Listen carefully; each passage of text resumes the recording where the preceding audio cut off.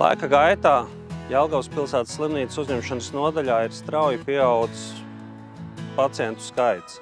Ja kādreiz pirms 4 gadiem tas bija 60 cilvēki diennaktī, tad patreizējā brīdī tie ir 120 un sasniedz pat 140 pacientus diennaktī. Ir skaidrs, ka esošās slimnīcas uzņemšanas nodaļas telpas ir kļuvušas par mazu un tās ir jārenovē un jāattīsta atbilstoši mūsdienu prasībām. Jā, ir skaidrs, ka mēs to darīsim. Ir uzsākts projekts par jauna uzņemšanas nodaļas korpusa paplašināšanas darbiem. Tas ir vairāk kā par 1000 kvadrātmetriem, lai nodrošinātu pacientiem labvēlīgu vidi, kurā viņi var sagaidīt savu pakalpojumu, triāžas telpas izmeklējumiem, telpas pacientu observācijai un diagnostikai. Mums ir ļoti svarīgi, lai pacientiem būtu ērti mūsu uzņemšanas nodaļā un viņiem tiktu sniegti ļoti kvalitatīvi pakalpojumi.